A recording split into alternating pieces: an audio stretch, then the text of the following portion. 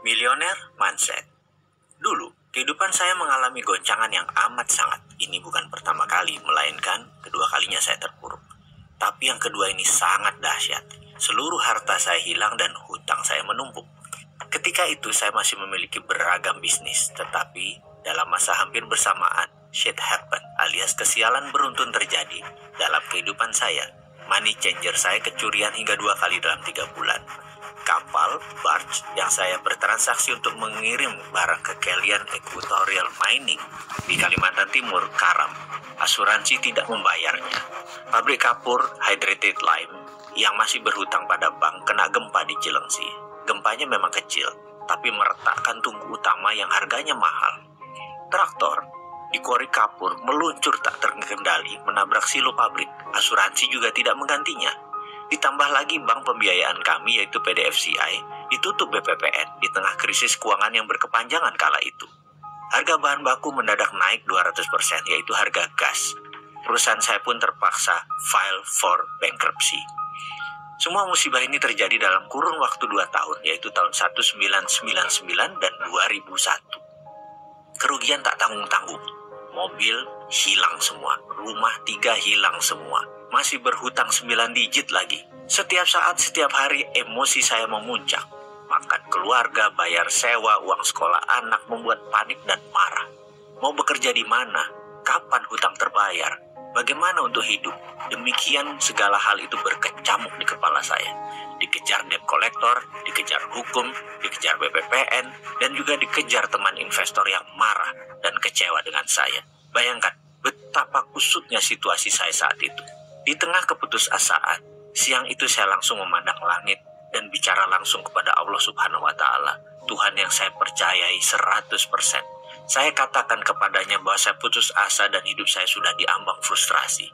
Saya marah sekali kepada semuanya. Saya menuduh kehidupan ini tidak adil. Saya merasa telah melaksanakan seluruh ajaran agama. Saya teringat betapa tertibnya saya puasa Senin Kemis selama 5 tahun. Saya tidak putus sholat malam. Selalu tahajud setiap malam. Jangankan peribadatan yang wajib-wajib, yang sunnah saya laksanakan semua. Hitungan zakat, hitungan sedekah, saya tidak 2,5% lagi. Saya mendirikan panti asuhan, mengelola 8 panti, menampung 400 anak yatim dalam kurun waktu 5 tahun kala itu. Itu semua saya laksanakan dengan tulus, dengan keindahan munajat. Namun, ketika kebangkrutan beruntun selama 2 tahun tanpa jeda, tanpa belas kasihan terjadi pada saya mempertanyakan, apa bukti ketaatan dengan kenyataan yang saya dapati? Jujur, saya marah kepada Tuhan.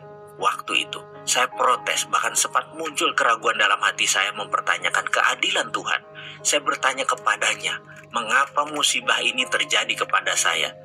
Apalagi yang kurang dari saya, sehingga saya pantas menerima ini semua? Mengapa rasanya hidup ini kejam dan sadis sekali? Pertanyaan-pertanyaan itu terus berputar dalam diri saya. Akhirnya, saya mulai menjauh dari Tuhan. Jangankan sunnah, yang wajib pun mulai saya tinggalkan karena saya meragukan semua tentang ajaran kebenaran agama saya. Saya bertanya, namun tidak ada jawaban. Saya kesal, saya murka. Permasalahan ekonomi ini akhirnya berimbas pada rumah tangga dan pernikahan pertama saya waktu itu. Istri saya kembali ke rumah mertua. Kemudian, saat itu anak saya yang tertua demam panasnya 39 derajat Celcius dan sudah tidak gerak banyak. Adiknya pun mengalami hal yang sama. Mereka masih balita, baru berumur 4 tahun dan 2 tahun. Listrik di rumah padam. PLN tidak mampu bayar. Tidak ada makanan, tidak ada uang di tangan. Dan setiap saat ada telepon isinya penagih hutang-hutang saya. Saya berutang pada lebih dari 5 institusi keuangan, lebih dari 60 individu. Dari utang yang berjumlah hanya 1 juta hingga miliaran rupiah. Puncaknya, suatu hari saya ditelepon oleh seorang pemberi hutang yang mungkin sudah muak dengan saya. Dengan kasar dia bilang akan mendatangi rumah saya sore ini dan dia akan tagih dengan apapun resikonya. Kalau tidak bayar, dia akan paksa. Gaya bicaranya sudah seperti preman. Tumpah darah pun dia siap, katanya. Saya tidak ada pilihan, hanya bisa melakukan satu hal. Saya bertahan habis-habisan, saya asah pisau. Saya sudah tidak sanggup lagi dan bersiap untuk kemungkinan terburuk. Kalau memang orang itu menantang bertumpah darah, terpaksa saya lawan. Saat itu rasanya saya siap membantai orang. Saya sudah tidak peduli lagi apa yang akan terjadi. Saya sudah tidak punya apa-apa. Bahkan harga diri pun saya tidak punya. Saya siap mati. Kedua anak saya yang demam membujur lemas di lantai beralaskan hanya bed cover. Bukan tempat tidur, udah dijual tempat tidurnya. Yang satu minum dari botol air tajin, air beras. Yang satu hanya diam dengan botol air mineral yang tidak diminumnya. Saya hanya menatap kosong. Ke dokter tidak bisa, tidak ada jalan lain saya menuju ke dokter. Karena itulah, begitu ada yang menantang harga diri saya sudah tidak punya apa-apa lagi. Saya siap jiwa raga. Dia yang menagih, kalau datang mencari ribut, saya bunuh. Itu pikiran laknat yang sempat terlintas dalam benak saya. Saat itu, saya berpikir, toh dia orang rantau, keluarganya tak ada yang tahu, teman pun tak banyak. Kalau saya terpaksa bunuh dia, saya kubur di halaman belakang. Tidak ada yang tahu juga. Rasanya saya benar-benar sudah dirasuki dajjal. Saya kumpulkan barang-barang di sekitar saya dan saya pakai untuk membantai orang ini. Benda tajam, benda keras, benda panjang, semua saya siapkan. Saya umpetin di mana-mana. Saya tahu sekali bagaimana menggunakannya dan saya tahu sekali di mana sudut ruangan yang saya bisa pergunakan. Intinya saya panik aja segila-gilanya manusia. Tiba-tiba kering. Telepon rumah yang diblokir hanya bisa menerima panggilan berdering. Sementara saya hanya bisa melamun dengan kegamangan. Hingga dering kesekian saya baru tersadar. Mungkin ini si penagih utang itu lagi, pikir saya. Dengan gusar saya pun angkat telepon. Halo, demikian saya berkata dengan kasar. Di seberang sana ada suara lembut menjawab. Assalamualaikum mas. Saya mengenali sekali suara ini adalah suara Pak Ali, pimpinan Yayasan Husnul Khotimah yang kemudian dikenal dengan Rumah Yatim Indonesia, panti asuhan yang kami bangun bersama. Saya pun terhenyak dan menjawab dengan nada lemas. Waalaikumsalam Pak Ali. Kemudian dia melanjutkan, mas, saya telepon 3 kali kok nggak diangkat, lagi sibuk ya, kata Pak Ali dengan logat lamongannya yang khas. Maaf Pak Ali, saya sedang ada kesibukan, apa kabar? Saut saya dengan mengatur nafas, menahan emosi. Mas, dengar-dengar sedang ada masalah ya, istri pergi, anak sakit, rumah dan isinya sudah dijual semua, listrik putus, apa benar mas? Tanyanya dengan serius. Dengan berat hati saya menjawab, iya benar Pak Ali. Bu, kalau ada masalah begini saya diceritakan mas, kata Pak Ali kemudian. Saya tertegun mendengar kalimatnya. Kemudian dia melanjutkan, mas, walaupun kita miskin, yayasan kita ada pegang uang dikit. Kalau mas butuh nih ada 3 juta, pakai aja dulu mas. Mas berhak kok. Sudah 5 tahun mas membangun yayasan ini. Kalau ada masalah seperti ini, mas punya hak untuk memakai dan meminjamnya. Saya ke rumah ya sekarang, terus bawa anak-anak ke dokter. Saya yang antar. Nyes. Rasanya saat itu bara di hati saya seakan tersiram satu ember es batu. Saya tertegun, terduduk, dan menangis terseduh. Saya tidak kuasa menahan getaran di dada. Rasa haru, rasa malu, ada rasa senang, kesal, semua jadi satu. Dengkul saya keduanya di lantai. Tangan saya masih memegang kelewang pedang pendek. Sesaat kemudian saya buang jauh. Yang ada hanya diri saya tersungkur bersujud. Saya salah ya Allah, saya salah. Batin saya memohon tobat. Saya tersungkur di sajadah tua yang tepat ada di samping saya. Tak lama kemudian selagi saya terduduk menatap langit di bawah pohon kelapa di teras belakang rumah, terdengar suara bariton mengucapkan salam. Assalamualaikum, sapanya. Saya pikir Pak Ali. Rupanya bukan.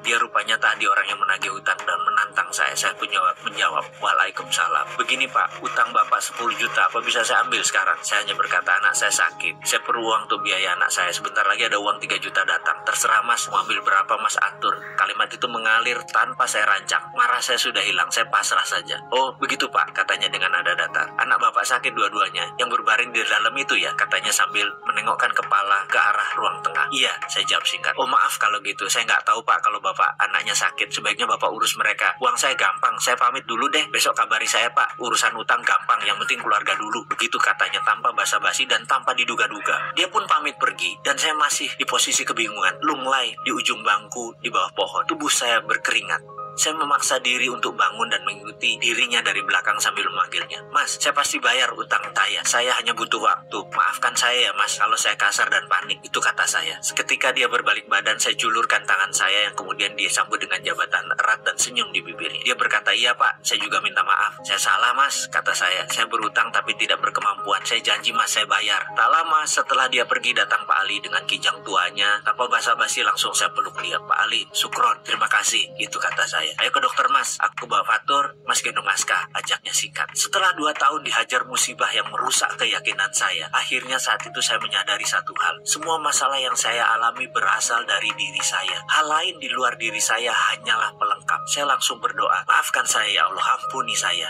Engkau begitu mulia dan saya selama ini salah memandang. Saya sadar bahwa saya sendirilah yang harus bertanggung jawab dan menyelesaikan semua ini. Sayalah yang incar sepenuhnya. Maafkan saya yang telah meragukan kekuasaan-Mu ya Allah. Saya memilih berdamai dengan Allah. Saya memilih memulai sesuatu dengan kesadaran penuh untuk mengubah nasib saya. Menulis ulang sejarah hidup saya. Saya mendapatkan semacam pemahaman baru bahwa cara berpikir selama ini tidak bekerja dengan benar. Buktinya saya rugi. Buktinya saya bangkrut. Buktinya semua orang menjauh. Akhirnya saya harus merubah cara pikir saya. Itu ada dalam benak saya. Saya harus berubah. Saya harus kemana? Dan bagaimana saya mengubahnya? Itu pertanyaannya. Berkali-kali saya bertanya dalam diri saya. Tak lama setelah menjual rumah, saya pindah ke rumah kontrakan yang sempit. Suatu sore, tetangga rumah kontrakan saya pulang kantor. Kaca mobilnya terbuka separuh. Dia rupanya ingin membuang sesuatu. Mungkin sampah. Agaknya dia tidak melihat saya berdiri di sisi jalan tersebut. Mungkin karena maghrib pencahayaannya mulai samar. Mungkin juga dia tidak fokus karena mengumpulkan barang yang akan dibuang. Bruk, tiba-tiba segumpal kertas jatuh tepat di kaki saya. Entah mengapa saya tergerak memungutnya dengan tulisan yang berwarna merah mengkilat. Setelah saya membuka lipatannya, saya membaca kertas tersebut, ternyata brosur Millionaire Mindset Training di Australia. Saya merasa aneh dan terkejut. Inikah jawaban doa yang saya panjat? Saya berdiri termenung. Rupanya tetangga saya tadi baru sadar bahwa sampah yang dibuang tadi jatuh di depan saya. Dia pun menghampiri saya. Mas, maaf sekali. Saya nggak lihat, katanya kikuk. Loh, nggak apa-apa. Aku kan hanya ngelamun. Nggak ngeh, aku baru ngeh pas ngeliat brosur itu, kata saya basa-basi sambil menunjukkan lembaran tersebut. Iya, tadi saya dari kantor, tapi sepertinya nggak mungkin saya ke sana. Bukannya nggak butuh jadi orang kaya, tapi harganya itu loh. Seminggu di sana 30 juta. Mending buat modal, katanya mengurai. Saya hanya mengangguk-mengangguk sambil tersenyum. Saya pamit Pak Sarif, kata saya. Iya Pak, maaf ya, tadi benar-benar nggak sengaja, katanya sungguh-sungguh. Nggak apa-apa bos, santai aja, jawab saya kemudian. Setelah itu, saya langsung sibuk berpikir, di mana saya cari uang 30 juta? Belum lagi uang untuk sanggup keluarga di rumah sementara saya pergi. Yang jelas saya sudah tekad untuk berubah. Saya bertekad untuk berubah dan melihat ini sebagai solusinya. Saya percaya itu. Singkat cerita, harta terakhir saya yaitu motor Tiger, mesin jahit, dan beberapa barang keluarga saya jual. Saya nekat terbang ke negeri kanguru. Saya menginginkan ilmu tersebut. Saya pun berangkat untuk mengikuti Millionaire Mindset Training di sana dengan harapan bisa menerapkan untuk memperbaiki kondisi hidup saya. Kira-kira sebulan setelah kembali dari pelatihan selama 7 hari tersebut, ternyata tidak ada perubahan apa-apa dalam perjalanan kehidupan saya. Saya masih menganggap bahwa apa yang saya pelajari itu aneh dan gak kena di logika. Mek ngono tok, apa iyo? Itu saya berkali-kali bilang, masa begitu sih? Emang gitu? Itu saya selalu membatin.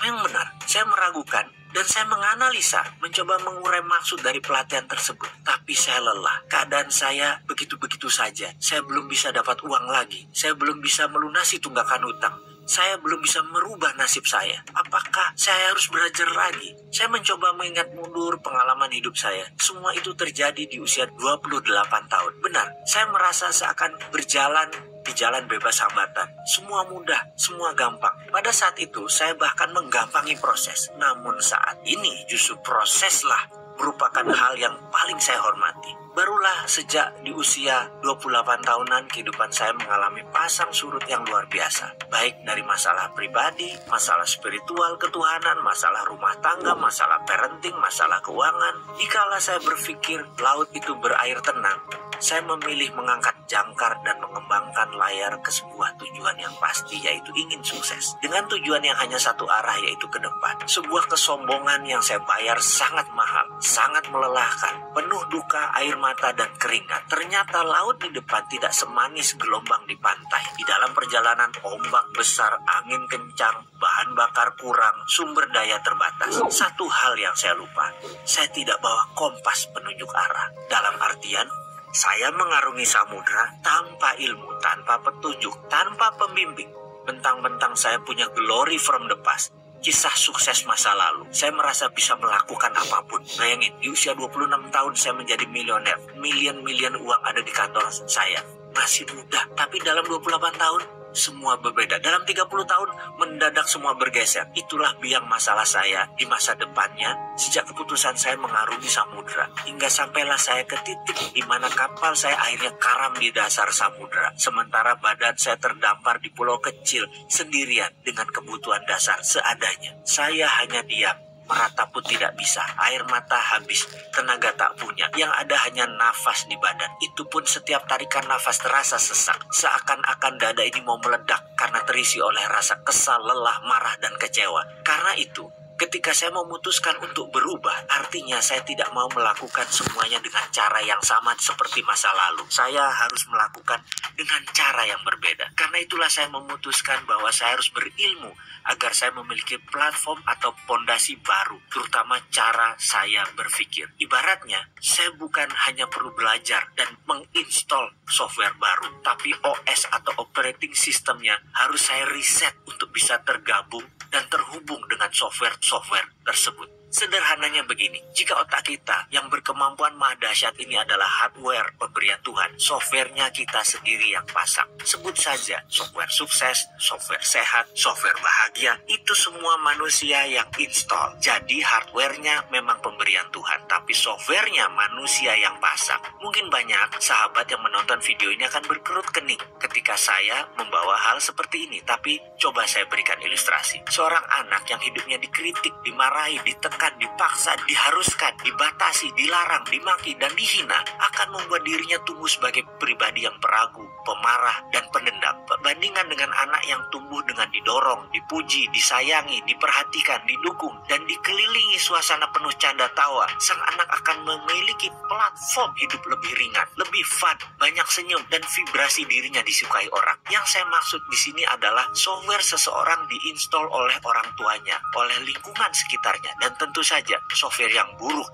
bisa diganti, diubah, bahkan dibuang bila kita mau. Sesuatu yang dipasang umumnya bisa dilepas. Setuju bukan? Bukan sesuatu yang permanen, karena itu kita yang masang, kita bisa lepas juga. Teman-teman dari bidang aplikasi psikologi mungkin mengenal ini dengan sesi terapeutik dalam dunianya. Ketika mencari kompas ilmu pengetahuan dan pola pikir, itulah saya baru sadar. Selama ini saya menerima hasil sebuah printer yang isinya salah. Lalu saya mati-matian mentipek, menghapus tulisan dalam kertas tersebut. Begitu seterusnya. Saya tidak sadar bahwa yang saya harus rubah adalah justru bukan dokumen yang di-print, tetapi bukan juga printernya, melainkan data di dalam komputernya. Kalau isi komputernya sudah benar, baik itu softwarenya maupun datanya, hasil yang di-printnya pasti tidak salah, pasti benar.